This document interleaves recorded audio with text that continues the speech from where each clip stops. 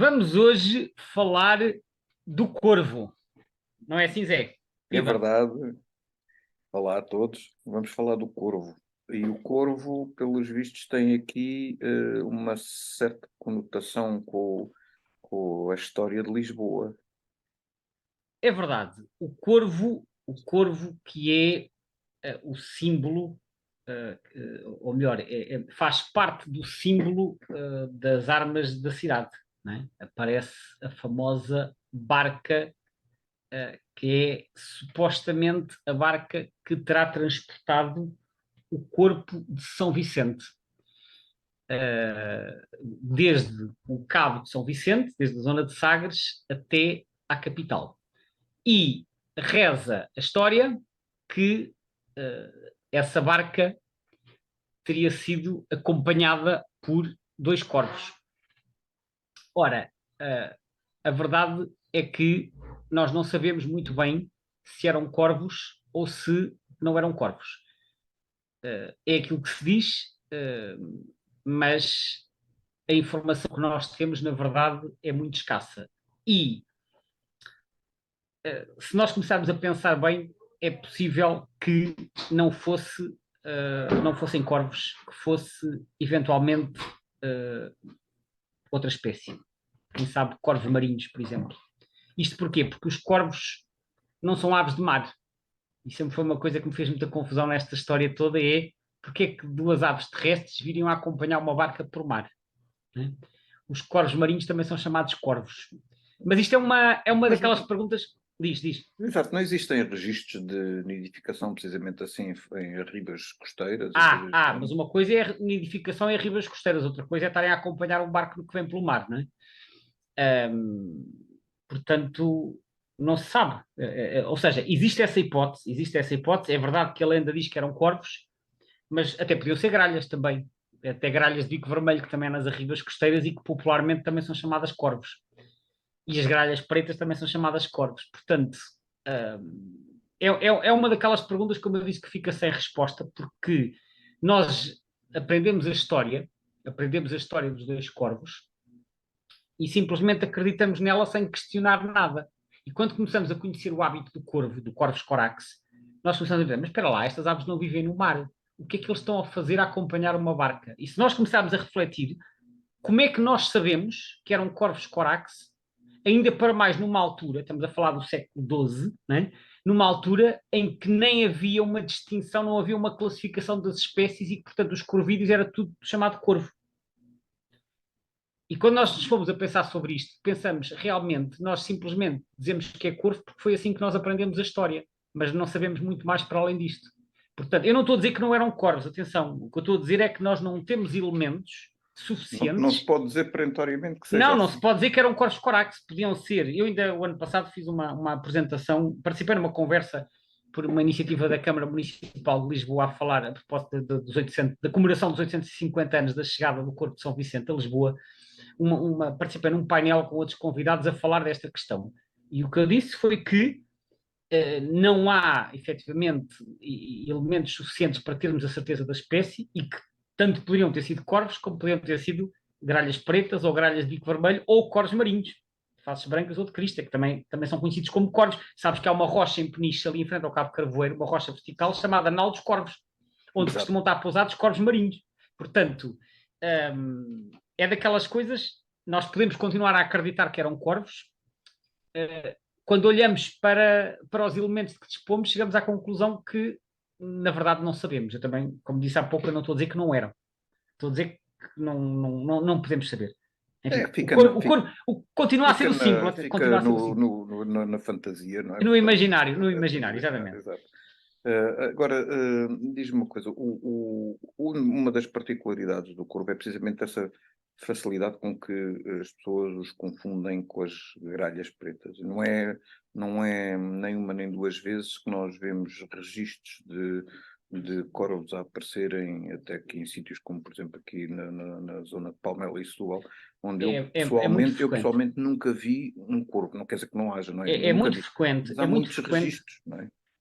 É muito frequente haver essas confusões, em parte motivados pelo facto de nos meios mais rurais, muitas pessoas continuam a chamar corvos às gralhas pretas, porque no passado, até haver uma classificação das espécies, as pessoas que conviviam com as aves no seu dia a dia, nomeadamente quem morava no campo, conhecia as aves por determinados nomes, mas às vezes não fazia distinção a nível de espécies. Isso por um lado, portanto, isso propicia confusão. E depois há outra questão: a gralha é mais abundante e é fácil cair no erro de ver-se uma ave preta e a pessoa pensa que é uma gralha, mas, noutros casos, induzido pelo facto de ser chamado corvo, pode pensar que é um corvo. Portanto, eu penso que há algumas confusões entre as duas espécies, efetivamente, que acabam por levar a determinados erros de identificação, seja a dizer que há corvos onde só há gralhas, seja o contrário, que eu também já vi, quer dizer que há gralhas em sítios onde só há corvos. Por Não exemplo, queres no deixar Algarve, aqui umas dicas para quem faça a observação do como é que se pode sim, distinguir uma da como é que se outra? distingue? Bom, três aspectos principais. Primeiro, o corvo é maior, é uma ave grande, bastante Sim, maior que a gralha, é do mas tamanho de sem, uma ave. sem referências, isso do maior ao mais pequeno Mas obviamente é difícil, eu não é? ainda hoje, quando estou no campo, eu olho para o longe e vejo ao longe uma ave a voar a planar, e eu penso, olha, uma rapina, depois vou ver a um corvo. E isto leva-me ao segundo ponto, é que os corvos planam, as gralhas não planam. Portanto, os corvos frequentemente fazem voo planado, até voam em círculos a ganhar altura, como fazem as rapinas. As gralhas não fazem isso. As gralhas andam sempre com o voo batido. Se planarem é durante um segundo e logo a seguir retomam o voo batido, enquanto que os corvos podem estar ali a planar durante vários minutos. E depois há outro aspecto que é a vocalização. A vocalização, que no caso do corvo é este som que nós ouvimos no início, a gralha tem uma coisa mais arrastada, que é mais. E, portanto, aprendendo, consegue-se distinguir pelo som. E, por fim, há um outro aspecto que é a distribuição. A gralha preta ocorre no país todo, exceto no Algarve. No Algarve, praticamente não há gralhas pretas. Tirando ali num cantinho ao pé de Algesur, na zona do Regil, normalmente não há gralhas pretas e qualquer corvídeo no Algarve é um corvo, normalmente. Qualquer corvídeo grande. No resto do país, o que acontece é que o corvo, propriamente dito, é uma ave, sobretudo da metade interior, é muito escasso no litoral, e no litoral o que nós temos é principalmente gralhas pretas. Essas sim, muito abundantes, quer no litoral, quer no interior. Portanto, resumindo, Mas distribuição. fisicamente também podemos usar o aspecto do bico do corvo O, ser um bico o bastante aspecto, mais robusto, não o é? aspecto, E a sim, cauda, não é? o corvo tem um bico mais robusto, efetivamente, embora isso ao longe nem sempre seja fácil de avaliar. Em Sim, sim. fotografias, sim, mas ao longe, uma ave pousada nem sempre é fácil de avaliar. A forma da cauda é relevante quando se vê em voo, que a gralha tem a cauda mais quadrada e o corvo tem a cauda mais em forma de cunha, portanto, chamado cuneiforme. Embora a gralha às vezes pode abrir a cauda e induzir em erro. Ou seja, quando nós pesamos isto tudo, e neste par de espécies, que nem sempre é fácil, eu acho que para quem tem menos experiência, a técnica que eu recomendo para distinguir espécies parecidas é não usar um único critério, é usar vários critérios. Juntar o tamanho, o comportamento, a forma da cauda, a robustez do bico, a distribuição e se plana, se não plana e a vocalização. Portanto, juntando Nada isto como tudo, ficar um bocadinho de tempo a observar para ter a certeza daquilo que se tem, não é? evidentemente, quando se tem mais experiência, a pessoa E identifica com também há mais um aspecto velocidade. que eu também costumo utilizar como referência, mais uma vez, é como tu dizes, não é? Juntar a outros aspectos que é, do ponto de vista de comportamento, tipicamente a gralha eu associo-a sempre a grupos familiares, tipicamente 4, 5 indivíduos, coisas do género, às vezes até mais, enquanto que o corvo tende a ser mais um bicho solitário.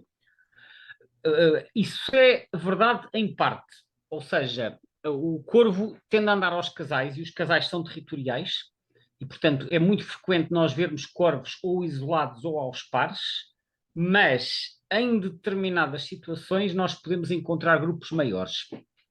Um deles é quando é no inverno, eles às vezes formam pequenos grupos e podemos ver bandos maiores que às vezes podem ter até 10 ou 20 indivíduos. Isto também acontece em zonas de alimentação, porque eles gostam de se ir alimentar, por exemplo, em aterros sanitários. Ou podem alimentar-se de carcaças, muitas vezes aproximam-se das zonas onde estão os abutres, porque eles vão também comer restos de carne morta. Os corvos são aves muito oportunistas e comem um pouco de tudo. Mas, em certas situações, podem ver-se bandos de algumas dezenas. aliás, a primeira observação que eu fiz, que eu ainda nem referi aqui, mas foi, eu ainda estava no norte da Noruega, na zona de Bodø, e foi nessa ocasião que eu vi lá uma enorme quantidade, se a memória não me falha, eu na altura não fazia registros das espécies repetidas que via, só anotava as espécies novas. Mais tarde é que comecei a fazer depois listas mais detalhadas das observações todas. Nesta ocasião só anotava as espécies novas, mas eu recordo-me que foi lá nessa zona da Noruega que eu passei num sítio que eu acho que também tinha uma lixeira ou uma coisa qualquer, e que andava qualquer coisa como 30 corvos e 400 gralhas cinzentas. A gralha cinzenta que eu tinha visto 2 dias antes na Suécia, pela primeira vez, que era a Corvus cornix. Eu tenho isto de memória porque de facto não tomei notas, mas havia ali uma grande mistura e foi aí que eu vi logo a diferença entre os corvos e as gralhas, porque havia lá uma grande quantidade. E, portanto, em locais de alimentação, ou de dormitórios, ou de outras circunstâncias, os corvos podem juntar-se em bandos maiores. Mas fora isso, eles realmente vivem sobretudo aos pares, e como é uma espécie territorial e os territórios tendem a ser bastante grandes, isto na prática significa que a espécie, de uma forma geral, ocorre em densidades baixas. E, portanto, tirando estas concentrações que eu referi, normalmente nós vemos um casal aqui, outro casal ali, e não vai muito para além disso. Uhum. Agora diz-me uma coisa, então, para quem queira de facto observar um corvo, quais é que são as zonas do país que tu recomendas mais? A metade interior. Portanto, assim, de forma resumida, a metade interior do território, desde Trás-os-Montes até ao Algarve, são as zonas onde é mais fácil encontrar corvos. Eles também ocorrem no litoral, e estou já a deixar isto claro porque não quero passar a ideia de que não há corvos na metade litoral. Há, e até podem ocorrer em ribas costeiras, eu já os vi, mas não são de maneira nenhuma comuns. Portanto, é mais comum na metade interior, e metade interior até mais perto da fronteira. Eles gostam de zonas, eles gostam de uns habitats muito variados, porque esta espécie é extremamente eclética. Podem ocorrer em serras, em vales cavados, como por exemplo aqueles vales do Douro e do Tejo superiores junto à fronteira, em escarpas, seja costeiras, seja de interior, mas também ocorrem em planície. E em planície Portanto, eles não são muito podem. esquisitos. Não são, não são. Eles podem nidificar em árvores grandes e, inclusivamente, algo que se verifica já desde há uns 20 anos para cá, em postes elétricos, aqueles postes de alta tensão. Fazem ninhos. A primeira vez que eu vi um ninho desses foi perto de Viseu, há coisa de 20 anos. Mas fazem lá mesmo o ninho ou aproveitam ninhos de outros? Eles constroem ninhos. Eles constroem ninhos. E, portanto, eles fazem os ninhos em postes lá em cima, não é? Eu já vi um, como disse, perto de Viseu, e também vi mais recentemente no Alto Alentejo. No caso que eu vi era perto da Altera do Chão, mas sei que existem cada vez mais ninhos em postos no Alentejo, e em Espanha acontece a mesma coisa. Portanto, é um caso de uma espécie que aprendeu a tirar partido das estruturas feitas pelo homem para nidificar. E há várias aves de rapina que fazem o mesmo. Portanto, a artificialização da paisagem, nuns casos tem impacto negativo, noutros casos acaba por beneficiar determinadas espécies. E o corvo tirou algum partido disso. Portanto, eles ocorrem numa grande variedade de habitats. Pelo que eu sei, as zonas onde eles realmente não ocorrem é onde existe uma agricultura mais intensiva, porque aí já não é bem o género de zonas que eles. Bem, se calhar também não há tanta disponibilidade de alimento nesses sítios, não é? Provavelmente, porque de resto eles aparecem em quase todo o tipo de habitat, e aliás até convém dizer que esta ave, mesmo a nível mundial, é extremamente plástica, vamos chamar-lhe assim, não só em relação ao tipo de habitat que frequenta, porque aparecem praticamente todo tipo de habitat, mas até em relação à gama de temperaturas que eles conseguem suportar, porque eles ocorrem em zonas, deve ser das espécies de aves do mundo que maior gama de temperaturas suporta, porque eles ocorrem em locais tão quentes como é o caso do Vale da Morte na Califórnia, em que as temperaturas chegam aos 50 graus positivos, mas depois vivem em regiões que atingem os 50 negativos, que é o caso da Groenlândia ou do Alasca, e ainda por cima eles não migram, ficam por lá todo o ano. Portanto, esta espécie habita locais que que registram temperaturas ao longo de um intervalo de 100 graus, não sei se estás a ver, dos menos 50 aos mais 50. Impressionante. Portanto, esta espécie consegue, digamos, consegue tolerar condições ambientais extremas.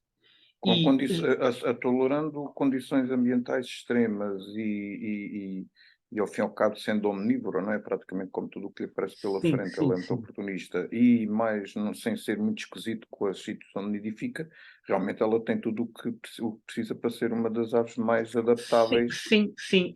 Por isso é que também tem uma distribuição vastíssima. Eles distribuem-se por praticamente todo o hemisfério norte. Quer dizer, não vão aos trópicos, mas ocorrem em toda a América do Norte, incluindo o extremo norte do Canadá e do Alasca, descem até ao México, depois ocorrem na Groenlândia, mesmo até lá acima, ocorrem em praticamente toda a Europa, só tem um buraco em França, mas aqui penso que terá a ver com a agricultura intensiva que existe nesse país. De resto, ocorrem em praticamente todos os países da Europa onde estão em expansão, e ocorrem por praticamente toda a Ásia, exceto o Sul, que já é uma zona mais de características tropicais, mas de resto é toda a Rússia, Cazaquistão, Mongólia, grande parte da China, Médio Oriente, Irão, Paquistão, por aí fora. E ocorrem E também com densidades ainda razoáveis, não é? Pelo que eu as, as percebo. densidades variam, não são muito elevadas, mas como a área de distribuição é vastíssima, a população mundial está estimada em qualquer coisa como 16 milhões de casais. Portanto, é uma ave bastante abundante. Agora, é preciso dizer que a espécie está em expansão em uma grande parte, em muitos países, mas que esta expansão, de certa maneira, é uma recuperação populacional, porque no passado, esta espécie diminuiu muito, porque foi muito perseguida.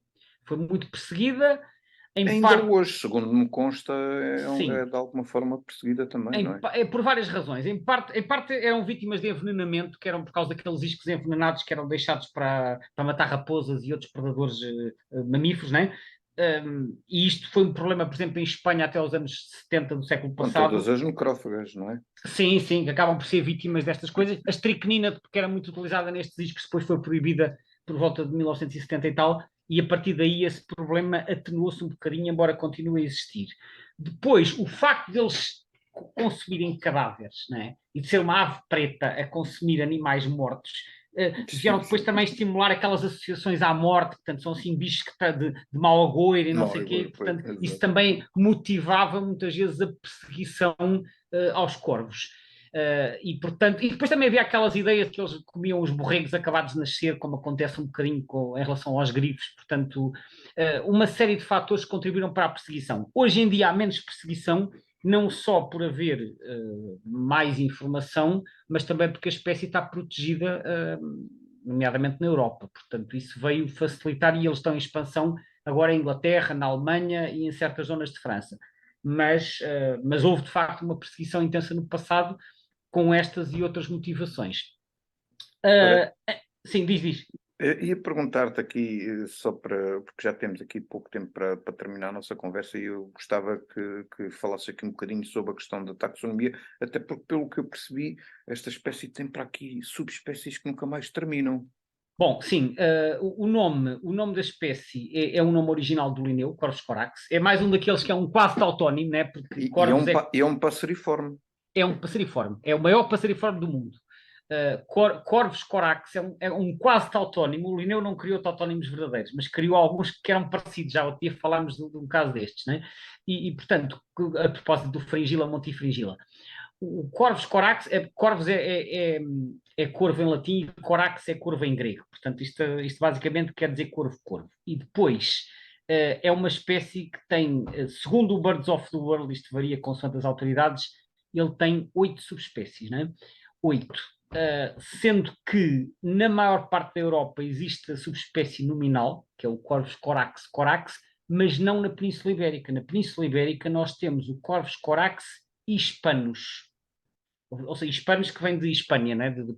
Que é o nome da antiga província que corresponde à maior parte da Península Ibérica. Portanto, o hispanos que ocorre na Península Ibérica e nas Baleares é mais pequeno e com asas mais curtas e o bico um bocadinho mais arqueado que a espécie nominal. Portanto, são diferenças essencialmente morfológicas.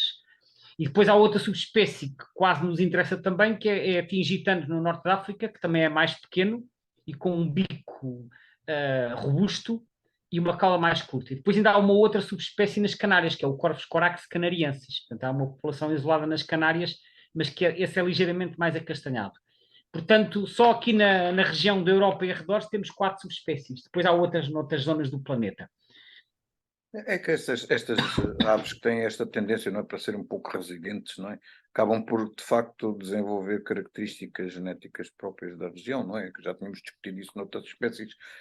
Sim, Neste caso, não é? E neste caso, quando a gente fala do corvo e quando falamos em movimentos dispersivos de grande distância, a grande distância destes é 200 km ou coisa assim como vai, ou se Sim, calhar nem tanto, não é? eles não fazem movimentos muito grandes, não é uma espécie dada a grandes movimentos migratórios. E como acontece com outras espécies, os juvenis são mais dados a grandes movimentos que os adultos.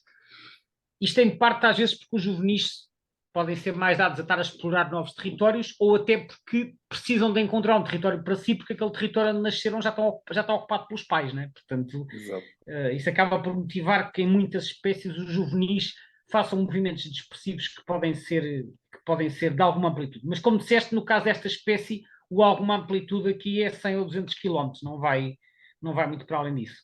É isso.